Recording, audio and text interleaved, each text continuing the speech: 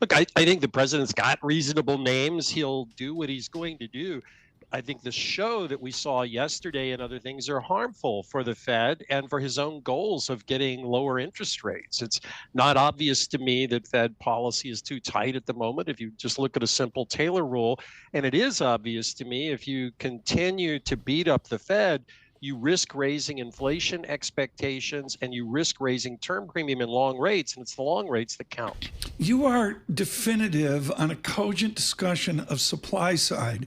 The arc theme of the Trump administration is rate cuts, tax cuts will stimulate growth. Can tax cuts stimulate growth, or is Powell boxed in by legislation?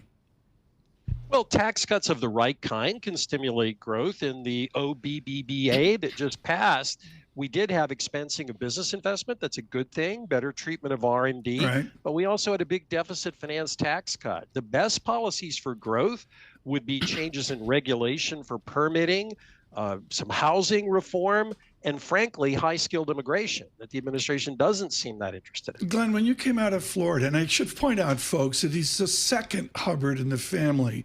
The other Hubbard is with the band Sawyer Brown, which is noted. Glenn, when you came out of Florida, you went to Harvard. You read Alan Meltzer cover to cover. Alan did the 2-volume Fed history. Are we at a point, like at other moments, including the seismic McChesney-Martin moment in 1951, where we risk Fed independence? I think we are at that moment. I think a good Fed chair will block that, much as Chair Martin did. But I worry when President Trump says, I'd like lower rates because I would like to help the fiscal situation. Presidents often say they want lower rates to help the economy grow or something like that. That's standard politics. This is something different, and I worry about it. Glenn, talk to us about just tariffs in general. How do you, like, when you're teaching your class at Columbia, how do you talk to them about just tariffs in general? How should they be used?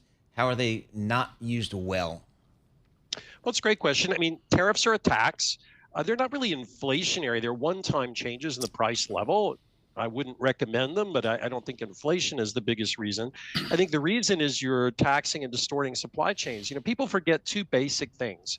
One, a tax on imports is actually a tax on exports. And the reason for that is two, one, movements in the dollar, and second, the fact that American imports are largely intermediate goods. You hurt manufacturing by doing it.